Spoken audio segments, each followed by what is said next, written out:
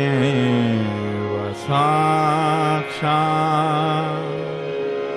श्री महालक्ष्मी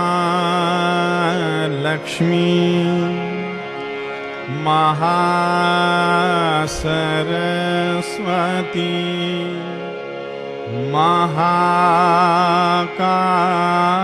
महाकाली त्रिगुणात्मिका कुंडलिनी साक्षात् श्री आदिशक्ति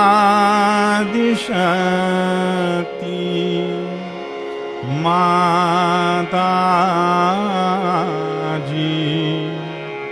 श्री निर्मला देव्यै नमो नमः।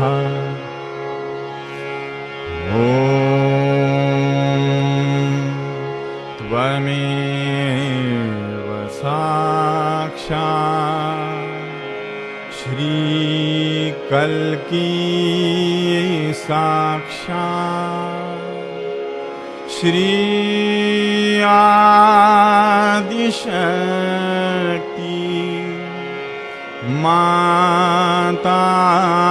माताजी श्री निर्मला देव्यै नमो नमः।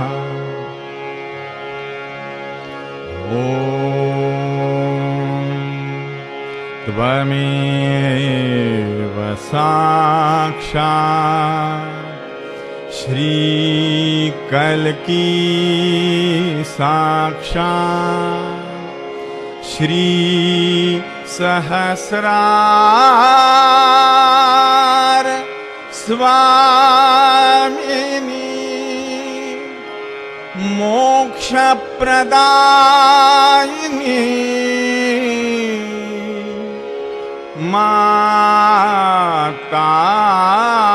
माताजी श्री निर्मला देव्यै नमो नमः। कृष्ण गोविंद बोलो, कृष्ण गोविंद बोलो, कृष्ण गोविंद बोलो, कृष्ण गोविंद बोलो, कृष्ण गोविंद बोलो, कृष्ण गोविंद बोलो, कृष्ण गोविंद बोलो, कृष्ण गोविंद बोलो, कृष्ण गोविंद बोलो, कृष्ण गोविंद बोलो, कृष्ण गोविंद बोलो, कृष्ण गोविंद बोलो, कृष्ण गोविंद बोलो, कृष्ण गोविंद बोलो, कृष्ण गोविंद बोलो, कृष्ण गोविंद बोलो।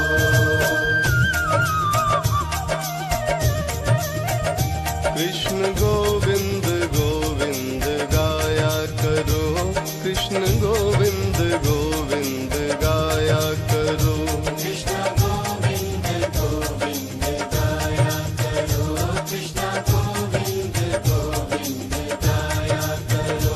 प्यारा मोहन हृदय में बिठाया करो, प्यारा मोहन हृदय में बिठाया करो, कृष्ण गोविंद गोविंद गाया करो, कृष्ण गोविंद गोविंद गाया करो, कृष्ण गोविंद गोविंद गाया करो, कृष्ण गोविंद गोविंद गाया करो।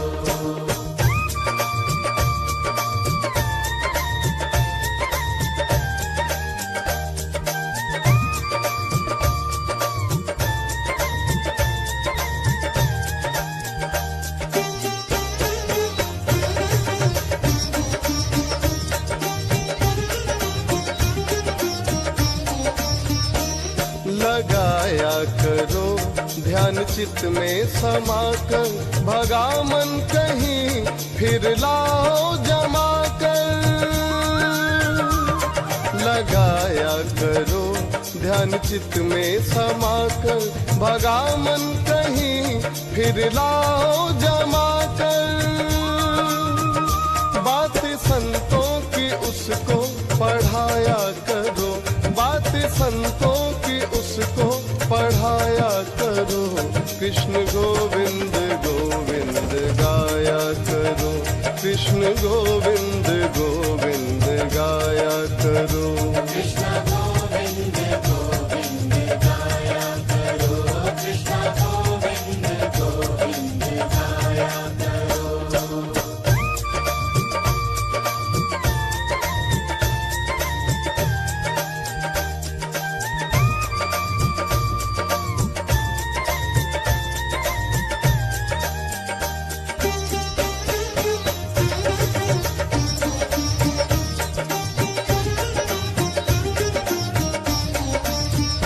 कौन कहता है भगवान खाते नहीं, शबरी की तरह कोई खिलाते नहीं।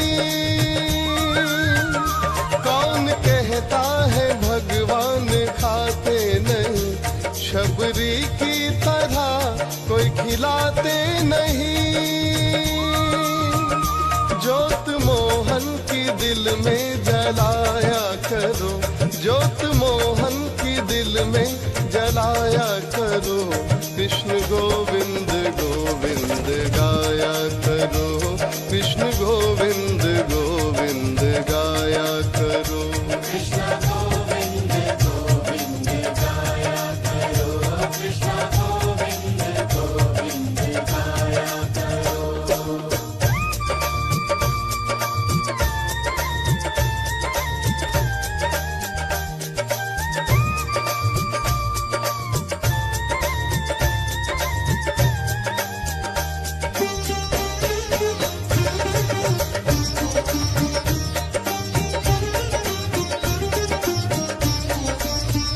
मुख से गाया करो, मन रंगाया करो, तन डुलाया करो, रंग नहाया करो। मुख से गाया करो, मन रंगाया करो, तन डुलाया करो, रंग नहाया करो। राधे श्याम को दिल में बसाया करो, राधे श्याम को दिल में बसाया करो। कृष्ण गोविंद गोविंद गाया करो, कृष्ण गोविंद गोविंद गाया करो। कृष्ण गोविंद गोविंद गाया करो, कृष्ण गोविंद गोविंद गाया करो। प्यारा मोहन हृदय में बिठाया करो, प्यारा मोहन हृदय में बिठाया करो। कृष्ण गोविंद गोविंद गाया करो, कृष्ण गोविंद गोविंद गाया करो। कृष्ण गोविंद गोविंद गाया करो, कृष्ण गोविंद गोविंद गाया करो।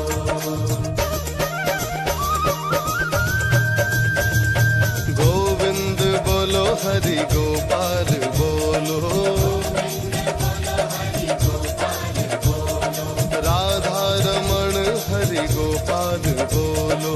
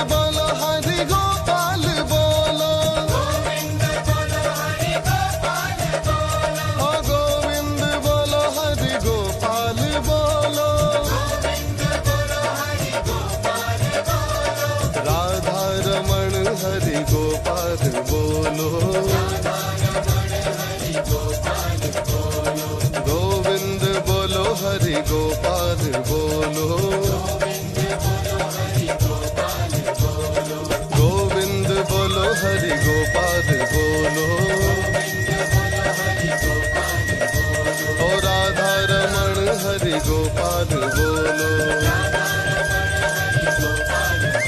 ओ गोविंद बोलो हरि गोपाल बोलो, ओ राधा रमण हरि गोपाल बोलो, ओ गोविंद बोलो हरि गोपाल बोलो।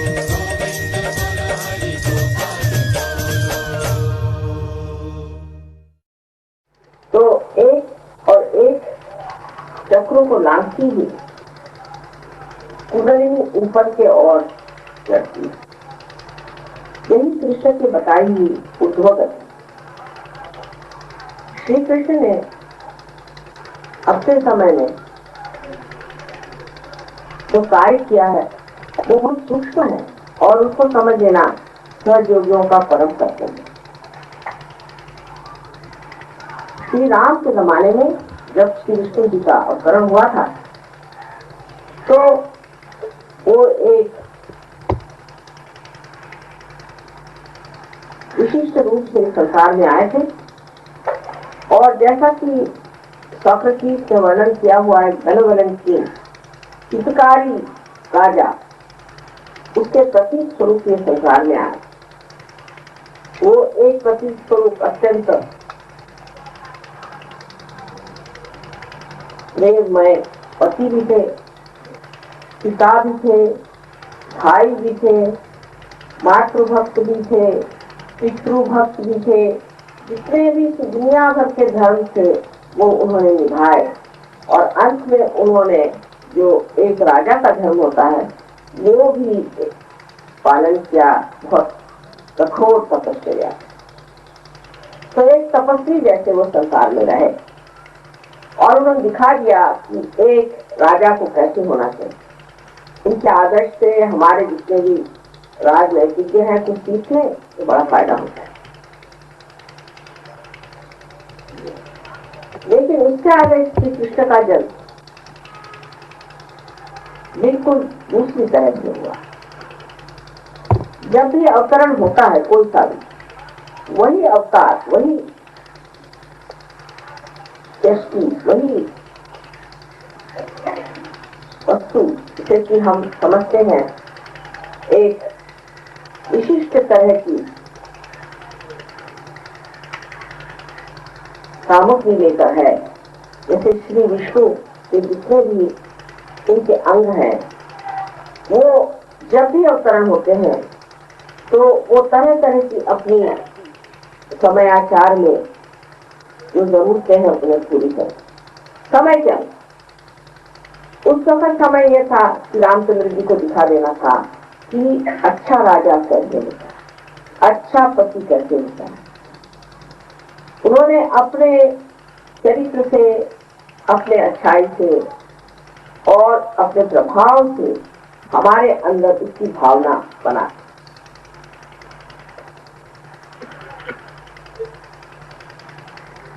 उसी से हमारे अंदर हृदय का जो राइट साइड है, इसे हम राइट हार्ट कहते हैं, वो बना। फिर उसी अवतरण को जब कृष्ण के समय में आना हुआ तो जो चीज उन्होंने बनाई थी वो इतनी ज्यादा जम गई, वैराग्य इतना ज्यादा बन गया। हरिश्चंद्र जैसे राजा आदि हुए जो कि अतिशयता के ऊपर अतिशय हो गया मामला। जो उन्होंने सिखाया था वो अतिशय पे हो गया। सब राजा लोग तपस्वी हो गए, सन्यासी हो गए, अपने बीवियों को छोड़ दिया, हम रामचंद्र जी हैं। सब श्री कृष्ण का श्री रामचंद्र जी को ऐसा कहा जाता है कि उनका अवतरण भी मनुष्य के ही लेवल पे होना चाहिए, वो मर्यादा पुरुषोत्तम होना चाहिए। इसलिए उन्होंने जानबूझ करके बुला दिया था कि श्री विष्णु को, और इसीलिए वो मध्य मार्ग में नहीं है, वो राइट साइड पर। लेकिन श्री कृष्ण जो आए विशुद्धि चक्र पे, तो उन्होंने उसी बात को दुरुस्त करने के लिए, करेक्ट करने के लिए एक बिल्कुल ही दूसरा फॉर्म। अब श्री कृष्ण के फॉर्म में जब वो आए तो उन्होंने कहा ये सब जो सीरियसनेस से तोड़ना चाहिए। उस जमाने में सब तरह से आघात थे। उसी जमाने में नेमिनाथ जी हो गए जो कि बहुत ही ज्यादा सीरियस आदमी थे। उन्होंने तो लोगों का खाना पीना बंद करवा दिया। हर तरह के धर्म के बंधन बहुत ही जकड़ गए। ये धर्म आपका, वो धर्म आपका, ऐसी कोई मिलिट्री बन गई थी धार्मिक लोगों और वो मिलिट्री के इसमें कोई खाना पीना सब छोड़ के संतप्त होकर के सारे लोग बैठे हुए। परशुराम जी जैसे तो उन्हीं श्री राम ने जन्म लिया श्री कृष्ण के रूप में और अपनी ही वजह से जो ये एक तरह की जड़ता छा गई थी उसको तोड़ने का प्रयास। ऐसा ही हिसाब किताब मोहम्मद साहब का हुआ। मोहम्मद साहब जब आए तो वहां पर कुछ जगह पैदा हुए थे। उन लोगों ने उनको बहुत सताया, उनको जहर कर दिया, उनको मार भी डाला, एक तरह से बहुत परेशान कर दिया। तो उन्होंने सिखाया कि अच्छा आप इन लोगों से युद्ध भी कर सकते हैं अपनी जान बचाने। तो समय आता, उस समय में इतने लोग मारे गए कि पत्नियां बहुत एक दर पत्नी करते तो बहुत सी औरतें विवाह के बगैर ही रह जाती और अविवाहित रिश्तेदारी उनको माने नहीं। तो उनका अच्छा ठीक है, आप चाहे 4 से करो चाहे 5 से करो पर विवाह करो, परमात्मा को साक्षी रख करके विवाह करो, क्योंकि बाकी अगर औरतें उनका विवाह न होता तो वो कोई न कोई अधार्मिक थी इससे रहती। और इसको सीधा करने के लिए उन्होंने कहा कि अच्छा भाई 4-5 शादी कर लो, कोई हर्ज नहीं।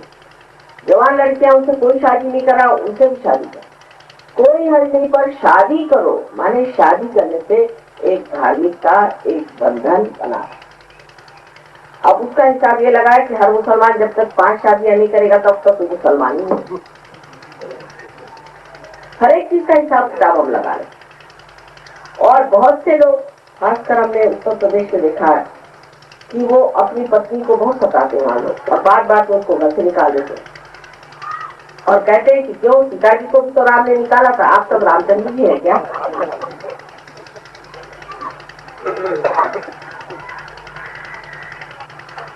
इस प्रकार हर इसमें जो बड़े बड़े अवतरण हुए मनुष्य है उनको बिल्कुल ऐसा कुछ जता दिया कि वो कान पकड़े, भाई हमने कहां से कहे। जैसे अब डॉक्टर साहब ने एक बात कही कि भाई ये माँ को खून उठा के मत जाए, इससे गणों का अधिकार होता है। तो 250 आदमी सहयोग छोड़ के चले गए, क्योंकि उन्होंने कहा गणों का अधिकार होता है, नहीं जाना चाहिए, उसमें रात में आपको थोड़ी तकलीफ हो जाएगी, गण लोग परेशान करें। जो बात करो उसको उल्टा कैसे देखना चाहिए, ये मनुष्य को बहुत अच्छे से आता है। पता नहीं क्या बात है, उसके आंख में कोई ऐसी चीज है, दिमाग में कोई उल्टा यंत्र बैठा है कि जो बात कहिए ठीक के लिए वो अपना हित कर। तो श्री कृष्ण ने बहुत कुछ बातों को खत्म करने को, जब वो संसार में आए तो उन्होंने कहा ये सब लीला, ये सब लीला है, लीला लीला किस चीज से सीरियस होने कौन सी बात है? तो सब खेल है, सब खेल है, इसमें इतनी सीरियसनेस लेने की बात ही कौन सी है जो आप इस तरह से बुद्धाचार्य बन के बैठे हुए। और संन्यास की कौन सी बात या अपने शरीर को तकलीफ देने कौन सी बात? सभी लीला, और लीला उन्होंने अपने बचपन से दिखाने की शुरुआत। उनके पीछे उनके मामा ही एक राक्षस को बन के लगे, लेकिन उन्होंने जितनी लीलाएं की उसकी सूक्ष्मता सहयोग में आप समझ सकते। जैसे एक साहब अपने को श्री कृष्ण कहते थे, मैं श्री कृष्ण हूँ इसलिए मैं औरतों को कपड़े उतारता हूँ। तो आप क्या पहने आप? ऐसा साहब आप ये क्या धंधे निकाले कि आप औरतों के कपड़े उतारते? पहले मैं श्री कृष्ण हूँ। अच्छा, आप कब से हो गए श्री कृष्ण? मैंने उनसे पूछा कि श्री कृष्ण जब औरतों के कपड़े छिपाते थे तब उनकी उम्र कितनी थी? सिर्फ 5 साल की। 5 साल के अबोध बच्चे को क्या समझ में आता है? और आपकी उम्र कुछ नहीं, जो भी हो, बाल तो सब सफेद हो गए और गंजे भी हो गए हो, और अब तुम श्री कृष्ण कैसे हो सकते?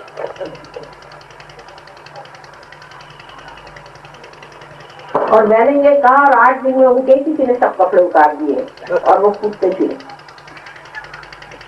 तो श्री कृष्ण ने लीला ऐसे दिखाए, उनके हर एक कार्य में आप दृष्टि से देखेंगे तो समझ सकते हैं।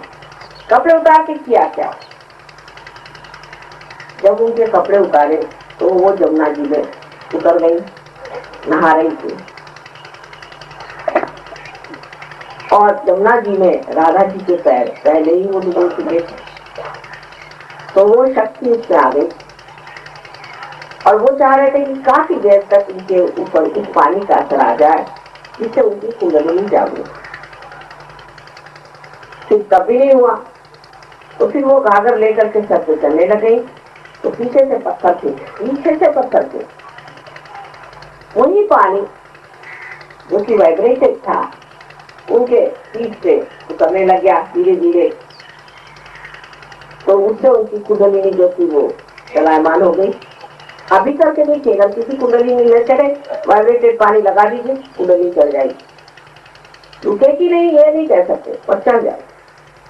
उनको जागरूक करने का ये उन्होंने एक लीलामय तरीका ढूंढा कि पीछे से कंकड़ी मारो, बराबर पानी ऐसा चूक पड़ेगा कि पीठ पे गिरेगा, उससे जो वो सारी भीग जाएंगी और उससे उनकी कुंडली जागरूक। ये लीलाधर के कार्य है। फिर वो मक्खन क्यों चुराते थे? उनको मक्खन क्यों पसंद?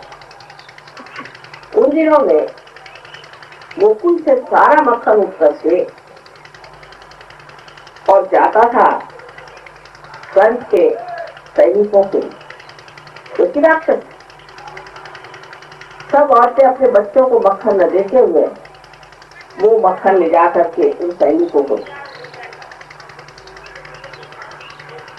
तो श्री कृष्ण ने कहा कि चलो मक्खन की चोरी करें, ये क्या जाके देखेंगे। तो सबको मक्खन चोरी, माखन चोरी सिखाई, सबके मक्खन खा जाओ तुम लोग, क्योंकि उनके बच्चों को मक्खन नहीं मिलता था और उन सैनिकों को मिलता था जो राक्षस लोग हैं। हम लोग भी ऐसे काम करते, अपने बच्चों को नहीं देंगे, लेकिन जो राक्षस है उनको ही हम देते, उनको कर पाते। तो उन्होंने माखन चोरी सिखा दी। अब चोरी करना तो बुरी बात है और पाप माना जाता है, पर माखन की चोरी को कोई नहीं पाप मानता, क्योंकि जब घर में गाय ने दिया है दूध और जब हमारे घर में मक्खन हुआ है तो बच्चे घर के न खाए, बाहर के राक्षस खाए, ये कौन सा तरीका? इसी जगह कृष्ण ने बहुत बड़ी चीज, कौन सी बात नैतिक है और अनैतिक है इसकी चर्चा की। आगे चल, इसको हम बड़ा ही नीतिमान चीज समझते हैं कि बड़ी नीतिमान चीज है और ऐसा है वैसा है। वास्तव में कोई खास नीतिमान नहीं। अब जैसे कोई इनकम टैक्स बचा रहा, अच्छी बात, कोई गवर्नमेंट को देकर के भी गवर्नमेंट तो खाती है वैसे, लेकिन देश का काम होने के लिए भी पैसा तो चाहिए। तो ऐसी प्रार्थना करना चाहिए कि ऐसी ईमानदार गवर्नमेंट आ जाए कि उसको इनकम टैक्स देने में हर्ज हो। पर आपको आश्चर्य होगा कि मोहम्मद साहब ने कहा है कि आप टैक्स नहीं दे सकते हो, मैं तुमको दूंगा। और जब उन्होंने अपना टैक्स देना बंद कर दिया तो वहां पर ऑयल निकल आया और लोग आराम से रह रहे, वहां कोई टैक्स नहीं है, कस्टम नहीं है, कोई टैक्स नहीं है, किसी बात की सब पागलपन है। लेकिन ये 2-3 चीजें बड़ी अच्छी है कि वहां कोई टैक्स नहीं लेता, कोई कस्टम नहीं, चाहे जो ले जाए सिवाय शराब।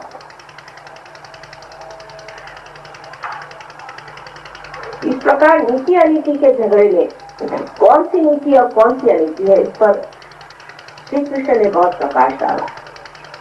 वो इस प्रकार कि मनु ने कहा था कि सत्यम वदे प्रियम वदो, सत्य बोलो और प्रिय बोलो। तो लोगों ने कृष्ण से सवाल किया कि भाई इसका क्या लगता है, सत्य अगर बोला जाए तो लोगों को अप्रिय लगता है, बुरा लगता है, कोई बात को बुरा लग जाए, क्योंकि आदमी में अहंकार इतना होता है, उससे कोई बात कही भाई देखो इस वक्त माँ सो रही है, क्या नहीं वो अभी इस वक्त कोई बात बुरा लग गया। माँ को सोने का अधिकार किसने दिया? वो तो सो ही नहीं सकती, उसको तो आराम करने का अधिकार है, माँ बनती तो आई है, उसको किसे सवाल एकदम बुरा मान जाए। कभी समझेंगे नहीं 24 घंटे जो इंसान काम कर रहा है उसको थोड़ा आराम कर देती, कोई बात नहीं, लो तो भगवान है, उसको सोने की जरूरत है। अरे भगवान भी सोते, आप किसी भी मंदिर में जाइए तो कहते अभी भगवान सो रहे हैं, उठेंगे नहीं। सही बात, सारी बेटी सो जाती, एक समय में सोते उस वक्त अगर आप माँ को जगाई तो उलझन की हो जाए, लेकिन समझने वाले तो कोई नहीं।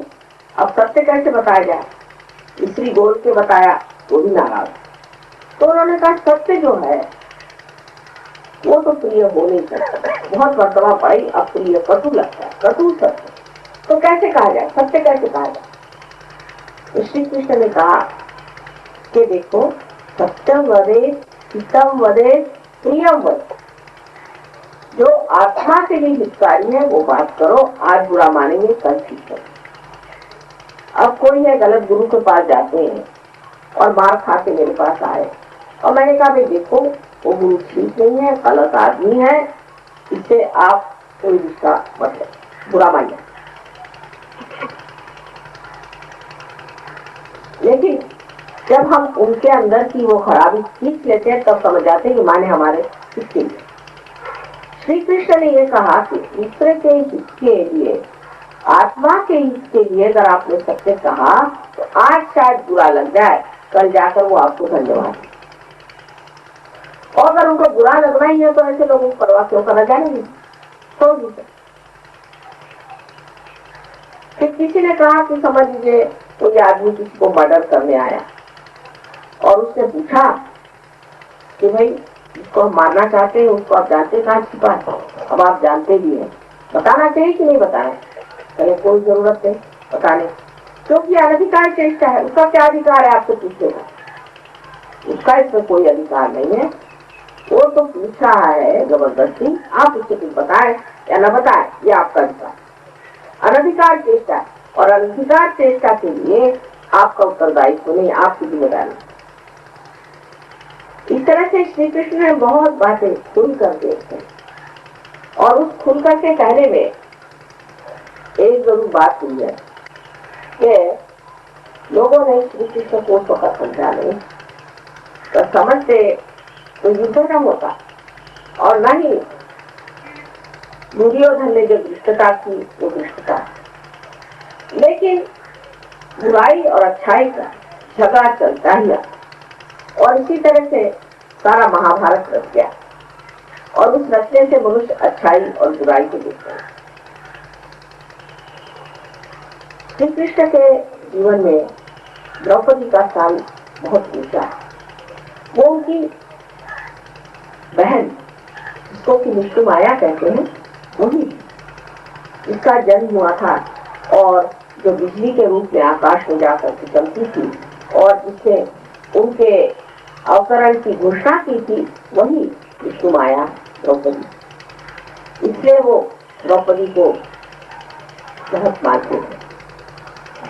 जिस वक्त द्रौपदी के सिर पे हाथ दुर्योधन ने रखा तो जब खींचने लगे तो द्रौपदी भी सुलभ लज्जा से उसने अपना वाटल दांत में से दबा दी। स्त्री कहते रुक गई, स्त्री न कहते गिर जाएगा, न रोका, न कहते न बना, लेकिन जब देखा कि अब हालत खराब हो रही, अब हमारा वस्त्र खिंच रहा है,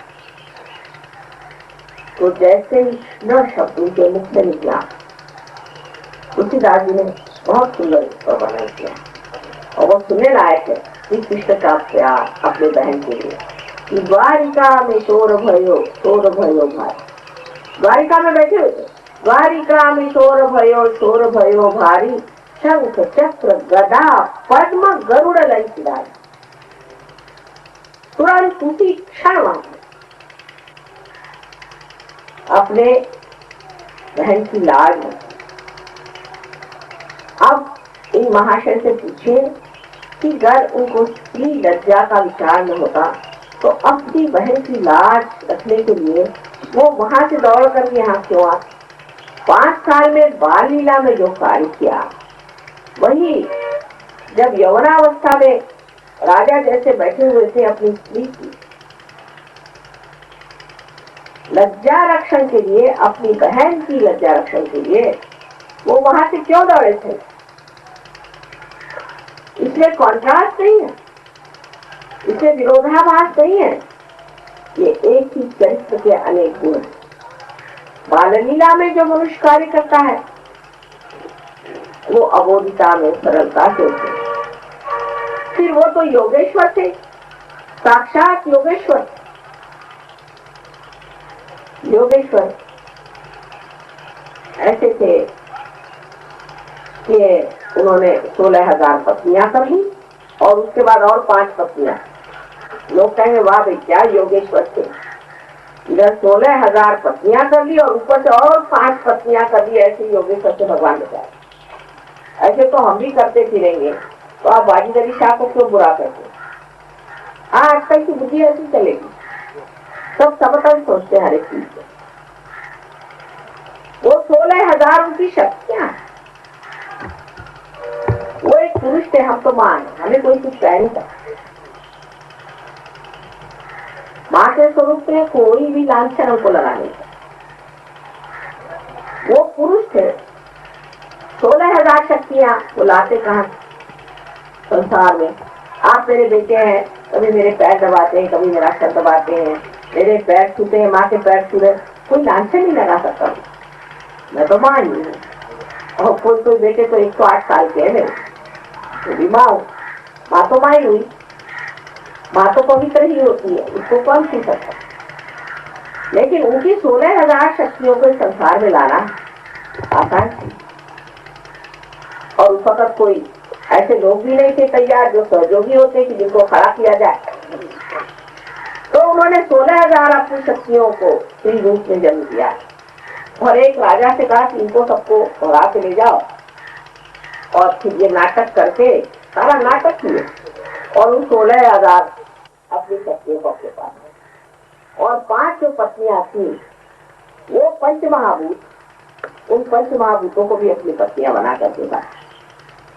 अब ये कुछ बात आपको सहयोग में समझ में आएगी, आप वाइब्रेशन से देखें। मैं बात सच कह रही हूँ, क्या जो बात कह रही इतनी सच है कि इससे आपको वाइब्रेशन था।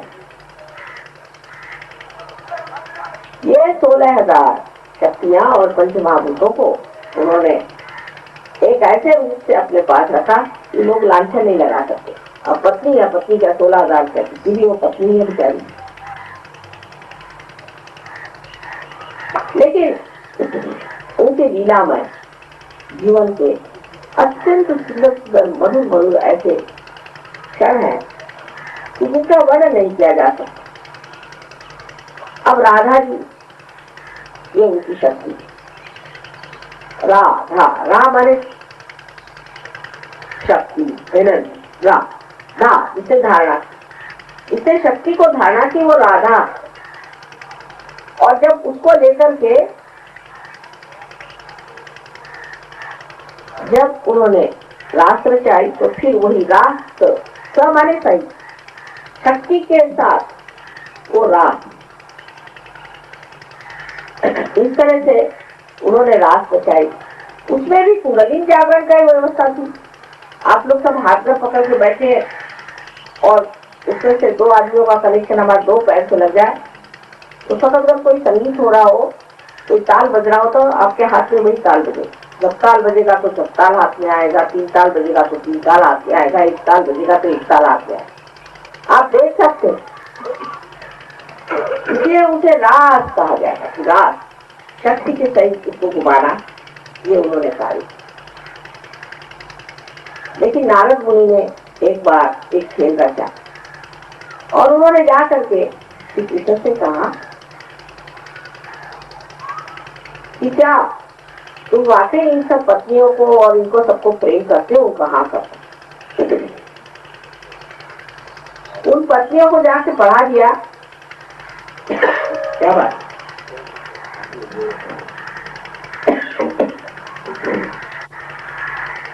उन पत्नियों से जाकर इन्होंने कहा कि देखो श्री कृष्ण तुमको तो प्यार नहीं, वो तो सिर्फ राधा ही को प्यार, तुमको तो यूं ही रख छोड़ा है घर में पत्नी बना करके कलंक रहित रहने के लिए, वैसे तुमको कोई प्यार व्यार नहीं करते। अब आ गए झांसे में, ऐसा ही होगा, ये हमको कुछ नहीं प्यार करते, ये तो योगेश्वर है, ये क्या हमको प्यार करो, ये तो राधा जी को प्यार करो। तो वो आके कहने लगे कि आप तो हमको प्यार नहीं करते, आप राधा जी को प्यार करते। किसी से कहा बाबा बाबा ऐसी बात करो, मेरे पेट में बहुत दर्द होने लगा, इतना दर्द हो रहा है मेरे को। आपको क्यों दर्द हुआ? कहले ऐसी बात करें मेरे दर्द हो जाए। अब घबरा गए, कहले अच्छा इलाज बताओ। इलाज बहुत सोफा, ऐसा करो तुम्हारे चरण की जो बीजी है वो मुझे पीने को दे दो तो मैं ठीक हो जाऊंगा। तो कहा वाह, पहले तो हमें प्यार नहीं करते और हमारा सब पुण्य भी छीन लेना चाहते हो कि तुम्हारे पैर की धूली हमें पीना चाहिए तो हमारे पैर की धूली आप पीजिएगा, ये हमसे नहीं, ये सब हमें बेवकूफ बनाना, हमें न बनाए। तो उन्होंने कहा कि भाई ये तो एक ही तरीका है। नारद मुनि ने कहा कि नारायण नारायण अब क्या किया जाए? तो अच्छा तुम जाओ राधा के पास, तो राधा जी के पास राधा जी से कहा कि भाई श्री कृष्ण की तबीयत बहुत खराब है, क्यों? पहले उनके पेट में दर्द है, क्योंकि वो धन्वंतरी है। उन्होंने इलाज ये बताया कि जो भक्त मेरे लिए अपने पैर की धूल भेजेगा उसको पीने से मैं ठीक होगा। तो राधा जी पैर आगे कभी ऐसे ले लो, मेरे पैर की धूल ले लो। पर क्यों? तुमको आपके पाप पुण्य का कोई विचार नहीं? अरे कहने लगे जो पाप कराता है वो भी वही है और पुण्य कराता वो भी वही है, तुम ले तो जाओ उसके पेट का दर्द ठीक करो। तो उन्होंने उसके धूल निकाली। अब वृंदावन की मिट्टी जो है पीली आपने देखी हुई, वो लेकर के वो पहुंचे, कहा राधा जी ने तो दे दी है, अब ये गिटी वो घोल कर देती है।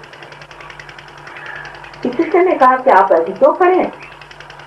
कहने लगे कि राधा जी ने एक बात नहीं समझ में आया कि आप ही पुण्य भी कराते और आप ही पाप भी कराते। कहने अच्छा तुम्हें समझ नहीं आई बात? नहीं। अच्छा कहने मेरी हृदय में हृदय की जब नजर की तो हृदय कमल में श्री राधा जी बैठी और उनके पांव जो है उस कमल के पराग में छू गए और पीले पीले हो रहे हैं।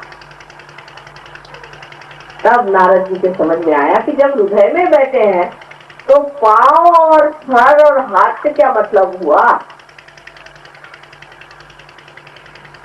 ये पाप पुण्य की जो कल्पना थी वो श्री कृष्ण ने बताई, जिसे हम महान पाप समझते हैं और महान पुण्य समझते हैं, उसकी बराबर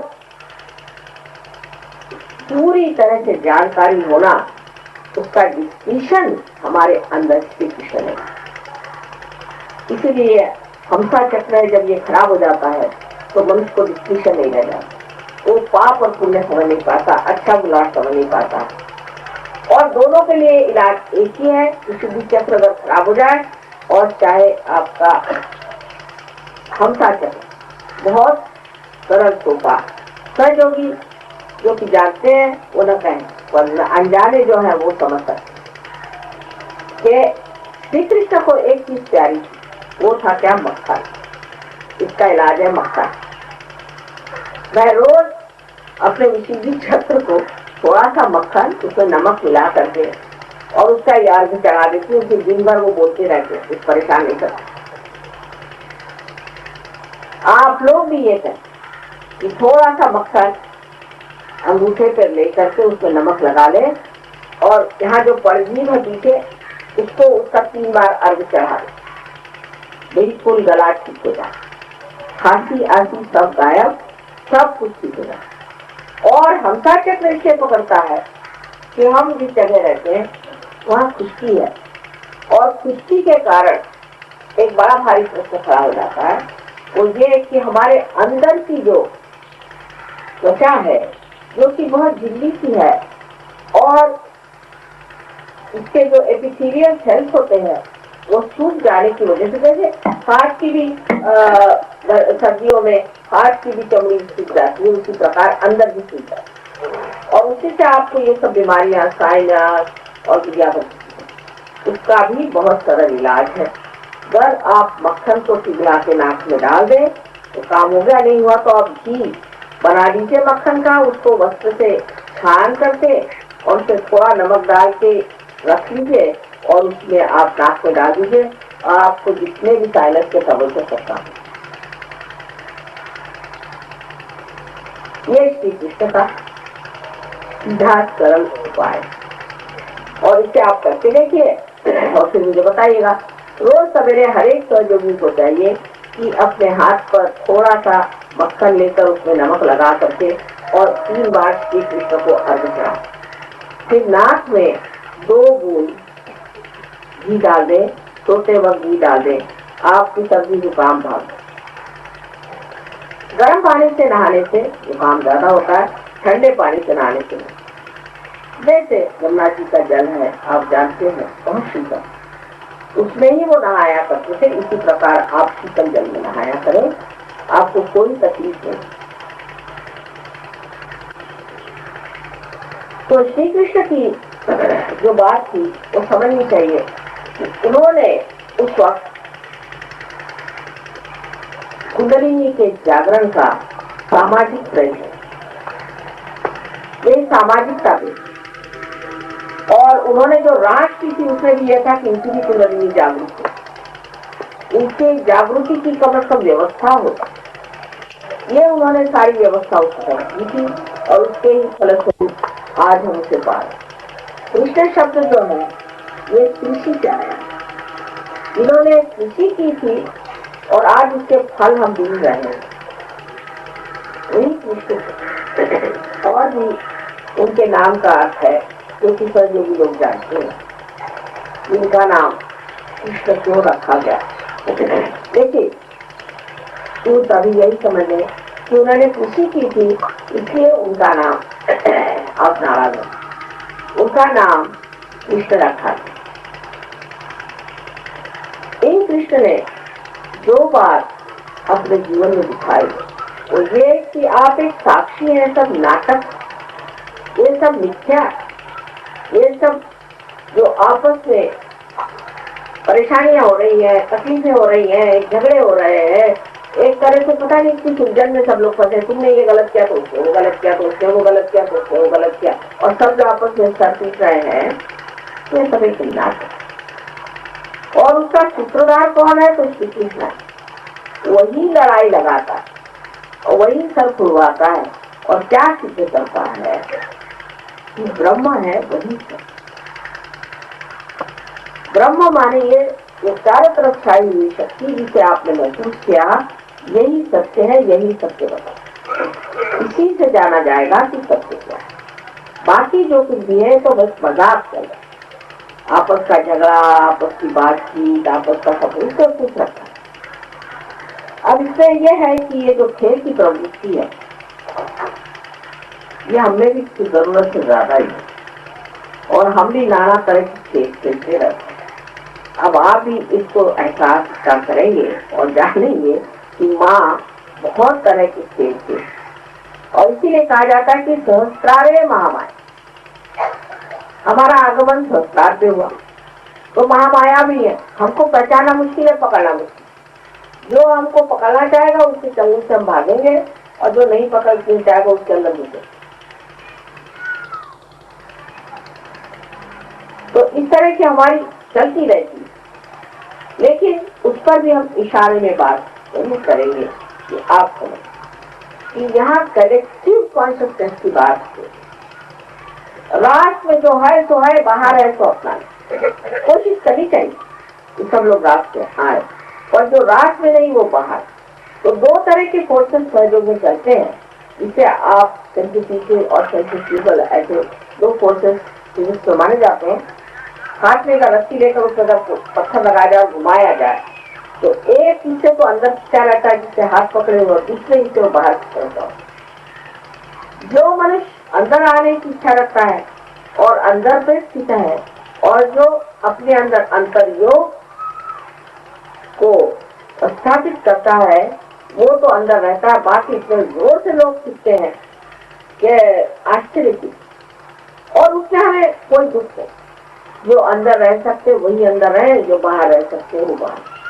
बाइबल में लिखा है कि सिर्फ 1,44,000 लोग ही पार होंगे। आप बताइए इस अपने देश की संख्या इतनी बड़ी है। अच्छा ठीक है जॉन साहब, बस इससे ज्यादा तो लोग पार नहीं होने वाले, तो अब उसमें कितने लोग आने वाले हैं बताइए आप। हमारे कितनी है संख्या यहाँ की, कलकत्ते की बताइए, पब्लिक कितनी है? 80 लाख तो 1 करोड़ के अंदाज। तो 2 लाख तो कलकत्ते की है। तो इसलिए के गए कितने सारे लोग, और इस अपने देश की कितनी था? करोड़ की तो बात ही मत करिए। ये तो इन्होंने 1 लाख रुपए गाड़ी लोगों को दी है, वो किसी तरह से भी 1 लाख से 2 लाख नहीं होने दे रहे, तो बताइए कितने लोग पार होने वाले। तो हाजिर से हुज्जत नहीं और गैर की तलाश।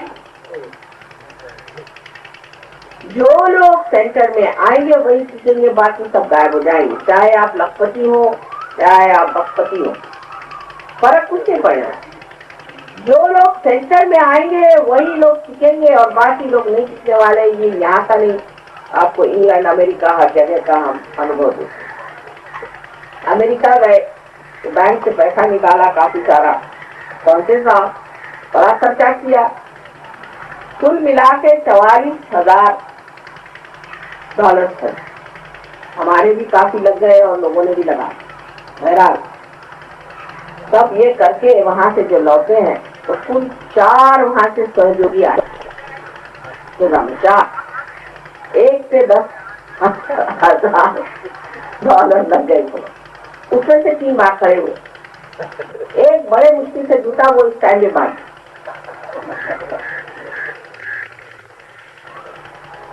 हम आते तो हजारों लोग, क्योंकि भाषण अब आज सिनेमा टिकट नहीं मिला, चलो माँ काली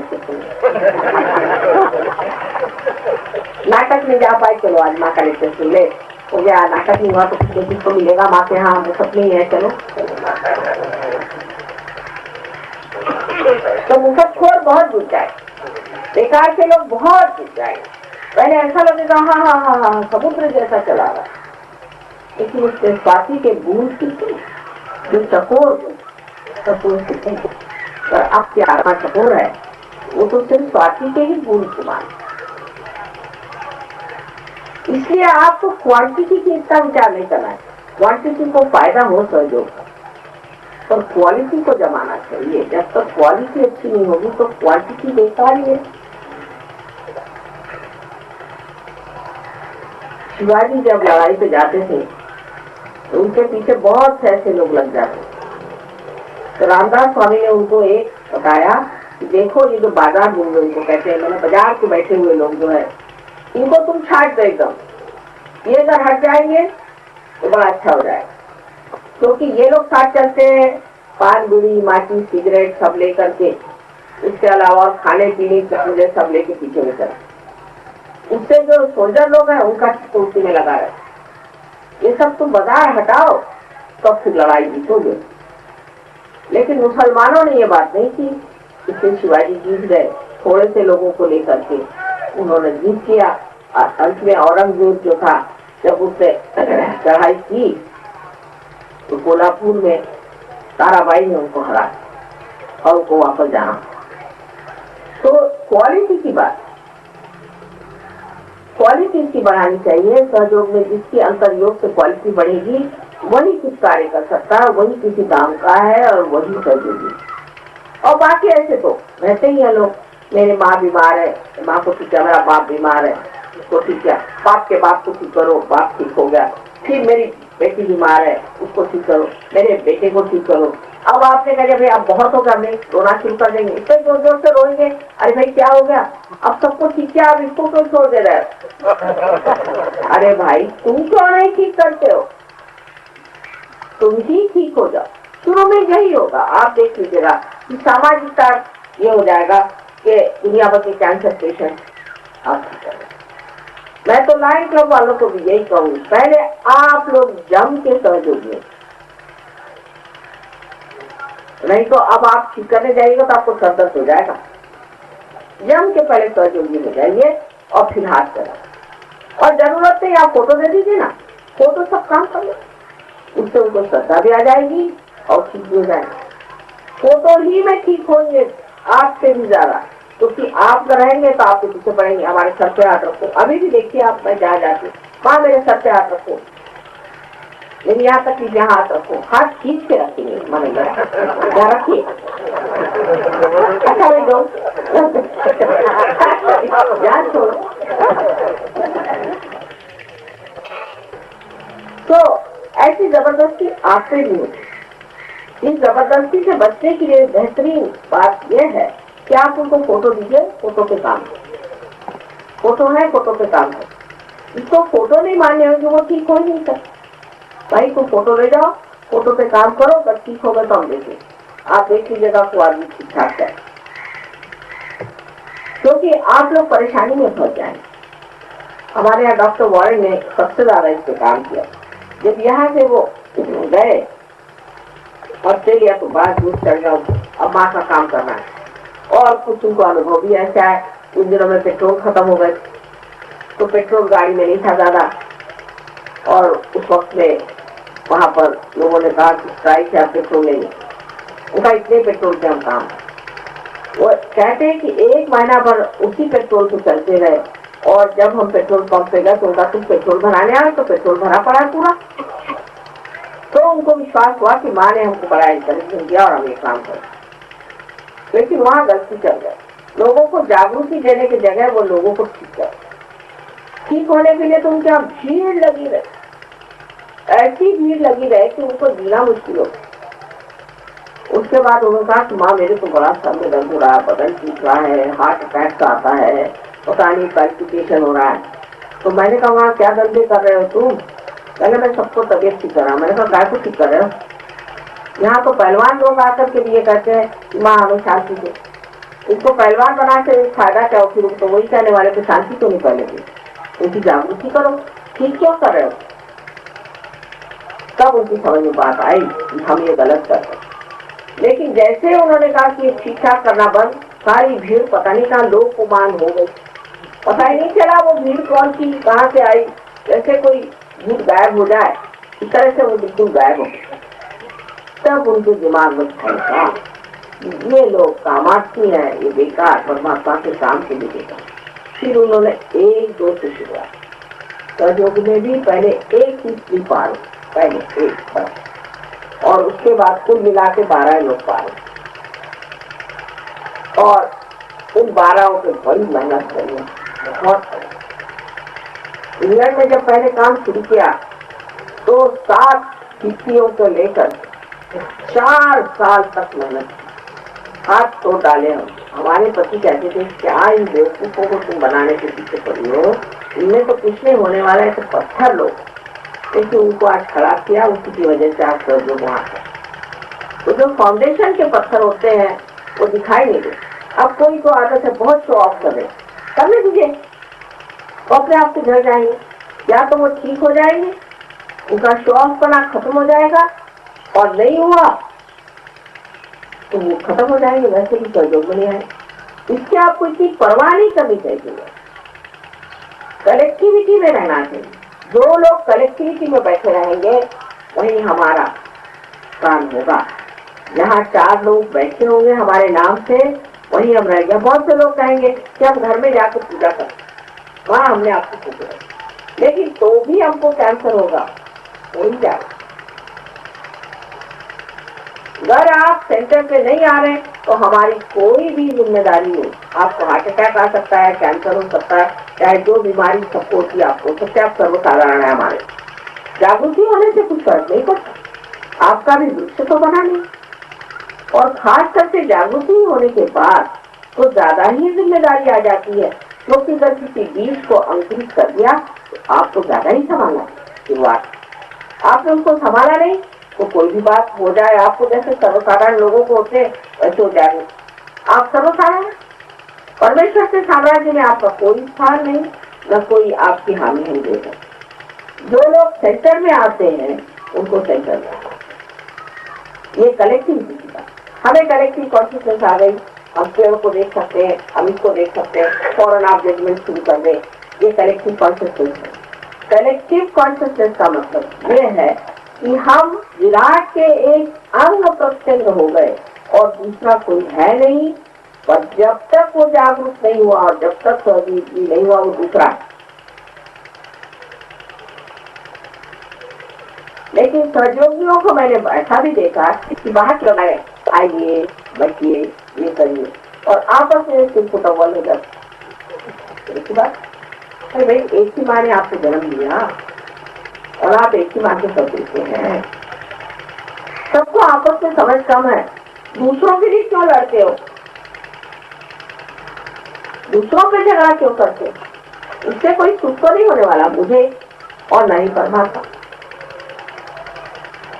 दूसरों के लिए आपस में मत लड़ो, जो दूसरे हैं वो दूसरे हैं और आप जो है एक, क्योंकि आप जागृत, आप उस विराट के शरीर में अंग प्रत्यंग जो है वो जागरूक है और बाकी के जो लोग हैं वो जागरूक। अब जिस प्रकार हमारे शरीर में एक हृदय है, एक लिवर है, एक ब्रेन है, एक स्प्लीन है, ऐसे अलग अलग ऑर्गन्स हैं, उसी प्रकार सहयोग में हर जगह एक एक आदमी की नियुक्ति हो जाती है। जैसे बंगाल के लिए हमने कहा था जलाल से की जगह, जलाल तुम कर सकते हो बंगाल की सेवा, क्या इसके लिए तुम तैयार हो? वो तैयार हो गए, उनसे कहा हम तुम लीडर। अगर कोई लीडर हो गया तो सारी जिम्मेदारी उस पर, आपको जो भी काम करना है उस लीडर से बात करके आप देखिए। अगर वो लीडर गलत काम करता है तो हम उसको इतना झाड़ते हैं और इतना ठीक करते हैं, वो हमारी जिम्मेदारी, आपकी नहीं। आप लीडर से दोस्त होगा। एक लीडर के बारे में कोई खिलाफत में बात कर रहा था, उन्हीं के छोटे भाई, मुझसे बर्दाश्त नहीं हुई, मेरे पीठ से थोड़े निकल आए बड़े बड़े गर्मी। मैंने कहा देखो क्या मेरे पीठ से थोड़े निकाल, तो हैरान है। मैंने कहा ये मेरे बेटे हैं, इनको मैंने वहाँ रिश्तित किया है, ये मुझे सबसे प्यारे हैं और इनको चैलेंज मत करो, कृपया इनको चैलेंज मत करो, मैं इनको संभालूंगा, इनके ऊपर मेरे पैर, इनको मत हिलाओ किसी भी तरह। जिस दिन ये हिलने लगेंगे इनको मैं खुद ही खिसका दूंगी, इसकी जिम्मेदारी मेरे पर, तुम्हारे ऊपर।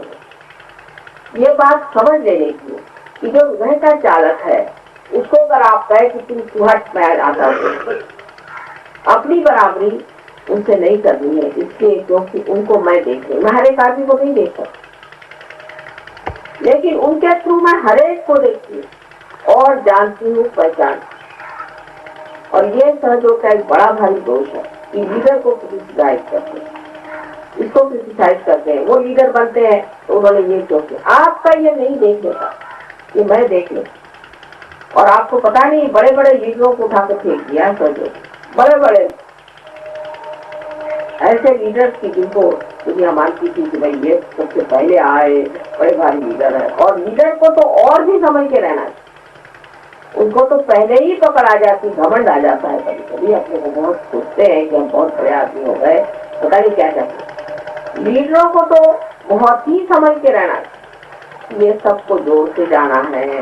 जो आदमी तोड़ने का प्रयत्न करेगा किसी भी वजह से और समझदारी का काम नहीं लेगा, वो उसकी लीडरशिप को खो गए। तो लीडरशिप लेना भी एक बड़े भारी जिम्मेदारी का काम है। और आप सबको चाहिए कि कलेक्टिव कॉन्शियसनेस में समझना चाहिए कि माँ ने उन लोगों को नियुक्त किया और उनको चैलेंज नहीं किया।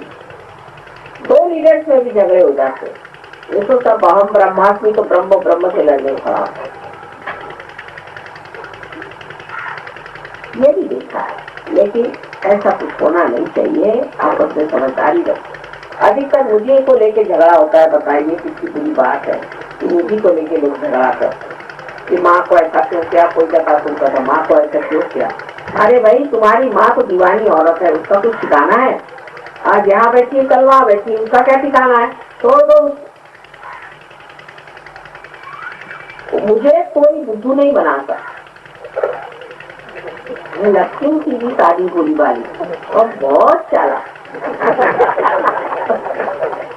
कोई मुझे बेवकूफ नहीं बनाता, ये तुम समझ जाओगे।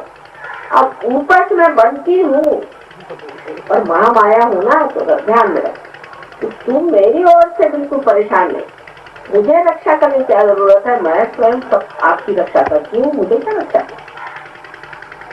इसे विश्वास से रहो कि माँ जो भी करती है उसमें कोई न कोई चक्कर है।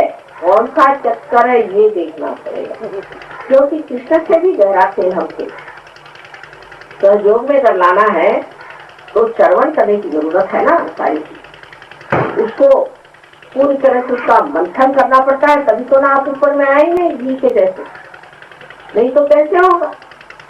अब कलेक्टिविटी में वही चीज है कि जब आपने दे दिया सारा और मंथन कर लिया और अब सारा मक्खन तैयार हो गया, तो आप क्या करते हैं कि थोड़ा सा मक्खन इसमें डाल।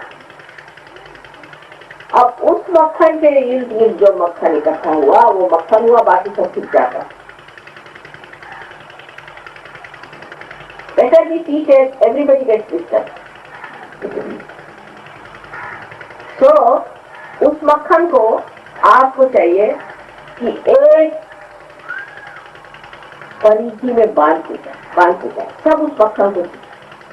वो मक्खन जो है वही बीजर, उससे छूट के जो रहेगा वो गए।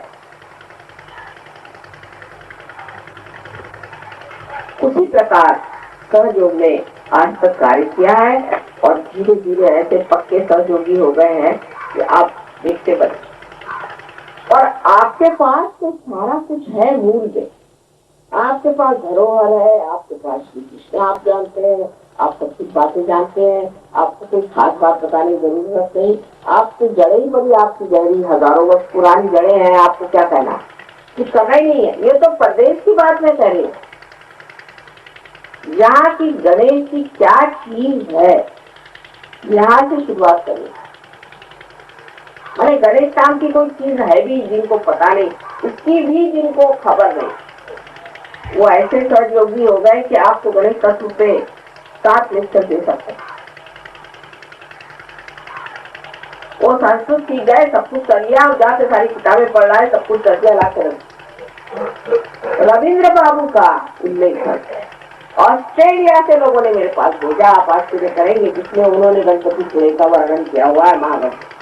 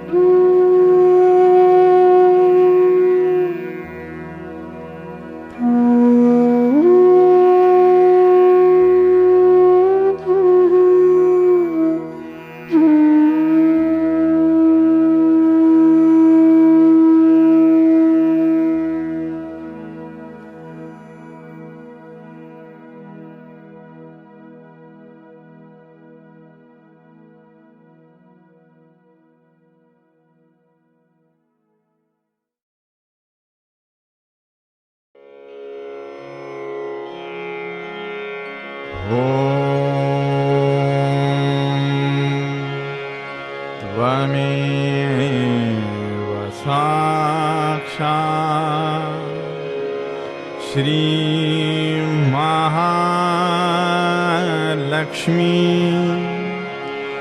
महासरस्वती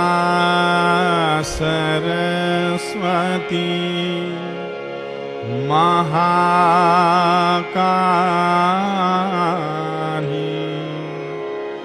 त्रिगुणात्मिका कुंडलिनी साक्षात् श्री आदिशक्ति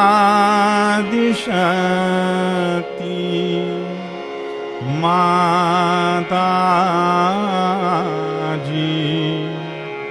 श्री निर्मला देव्यै नमो नमः। ॐ त्वमेव साक्षात् श्री कल्की साक्षात् श्री आदिशक्ति माताजी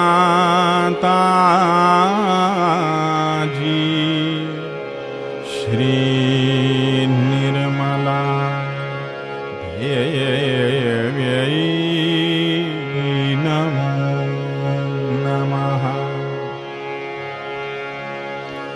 ॐ त्वमेव साक्षात् श्री कल्की साक्षात् श्री सहस्रार स्वामिनी मोक्षप्रदायिनी